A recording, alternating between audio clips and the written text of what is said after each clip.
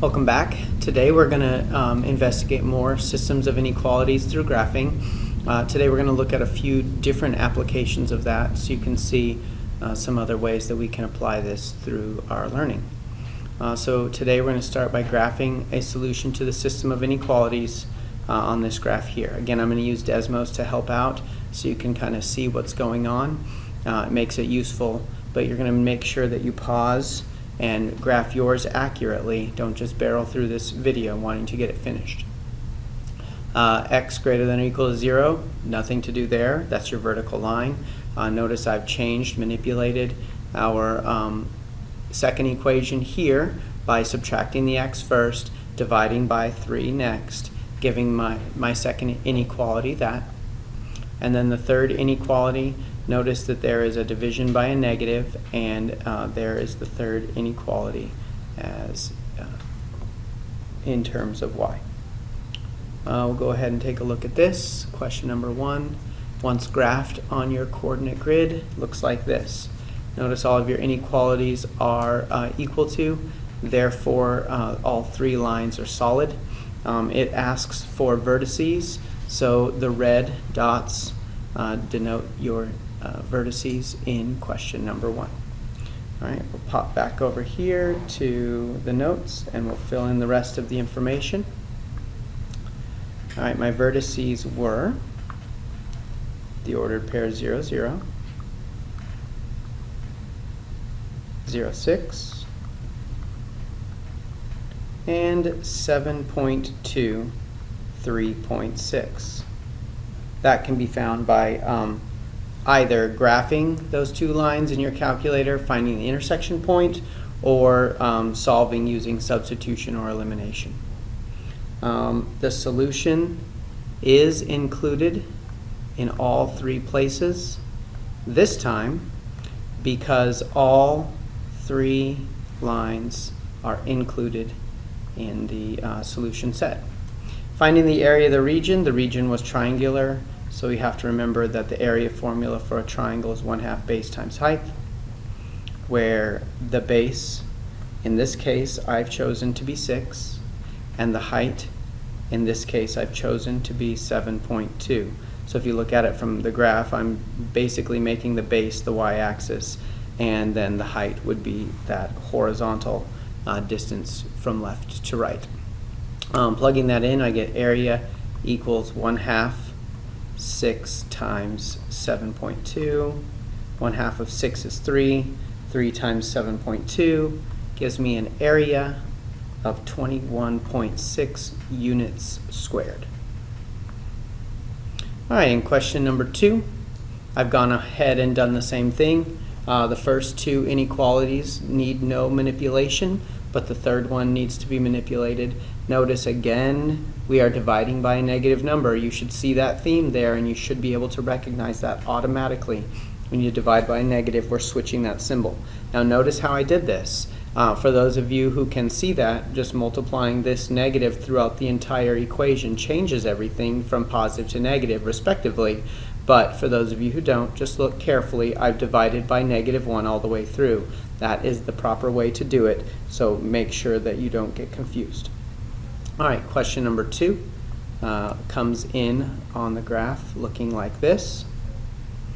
And you'll notice, if you carefully observe, this dotted line right here is excluded on this particular triangle. That's going to affect us when we fill in the rest of our notes. All right, down here to our table, the vertices are -3, -4, 5, -4, and 1, 4. Now, because these 2 vertices are on a dotted line, they are excluded from the solution.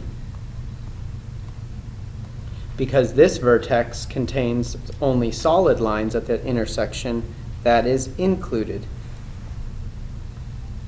The area of the region, again, it was triangular.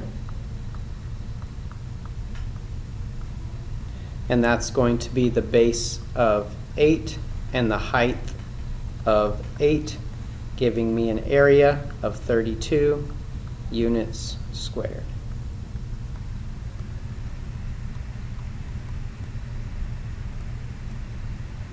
All right, our next problem is going to involve 4 inequalities. Notice 2 of them require no manipulation. Both are vertical lines.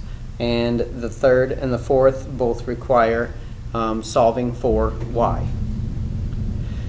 Once we take a look at these in Desmos, you can see that it forms a parallelogram. Your vertices are here. Observe carefully that you have dotted lines, so we got to make sure that we are careful about the way that we graph this on a regular basis. All right, moving on down here, filling in the vertices for the region. That's going to be 1, 2, 1, negative 1, 3, negative 3, negative 3, and negative 3, 0. Now because of your inequalities, because some are not equal to, we are going to have some excluded values. 1, 2 intersects with both solid lines, therefore it is included in the solution set. However, the other 3 intersect with some combination of dotted lines, or in the case of negative 3, both dotted lines, making those particular vertices excluded from the solution set. Remember, the solution set is the shaded region of the inequality. Any point within that is a solution. Now we're finding a parallelogram here. Parallelograms are area equals base times height.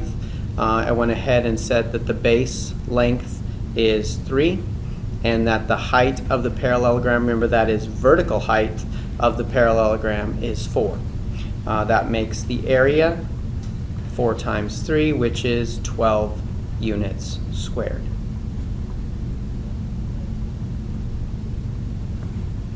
All right, the last thing we're going to take a look at here is some inequalities using word problems. Okay? We're going to have to take a look at this carefully, and we're going to have to interpret our words so that we know which type of inequality statement to use. So I know that the prom committee has to be 5 to 8 representatives, and they're going to be either juniors or seniors. So that means I'm going to go ahead and write my first inequality as 5 is the least number of people, and those people must be juniors and seniors, and 8 is the most number of people. This is a compound inequality. You've got 2 inequality statements here kind of smashed into one. I'm going to take a look at this separately later so you can understand how to read this if in the future you have to graph it. The committee also must include at least, here's our key word, at least 2 juniors and at least 2 seniors.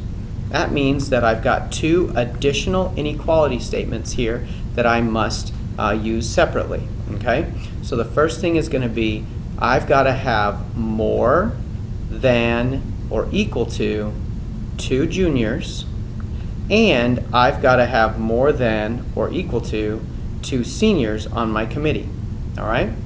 Now what I'm going to do is I'm going to go ahead and bracket this as the answer. Then what I want to do is I want to further investigate how I could break this compound inequality into 2 separate inequalities if in the future you have to graph it. So I begin with 5 less than or equal to juniors plus seniors, and then I continue on and I would say juniors plus seniors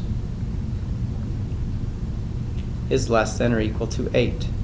Now I've got 2 different inequalities where if these were x's and y's, I could solve for y, and then I could put it on a coordinate grid. All right, the last one. You can work at most, there's our inequality there, at most 20 hours a week. You need to earn $92, at least $92. There's my inequality again, to cover your weekly expenses. So we're going to walk dogs and we're going to car wash. So I'm going to do D and C. Dog walking, $7.50, car washing, $6. We need some inequalities here. First things first, we're going to address the number of hours that I work. The number of hours I work is determined by my two jobs. So we're going to say D plus C must be less than or equal to 20, because I can only work at most 20 hours. That means that the total combined time that I walk dogs and wash cars must be less than 20 hours.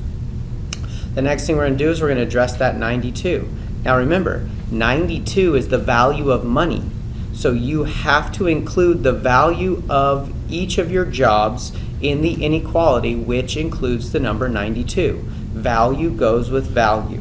So that means that for my dog walking, that's 7.5 D plus 6C, and I want profit. I want as much money as I possibly can, so that's going to be more than or equal to 92.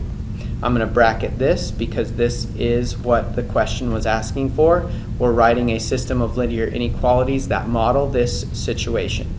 If we were to take this a step further, we would of course graph it, find the feasible region, and then we could maximize and minimize our profits, and maximize and minimize the number of hours that we could actually work. So keep that in mind when you're looking at optimization type of problems. That is what this is for.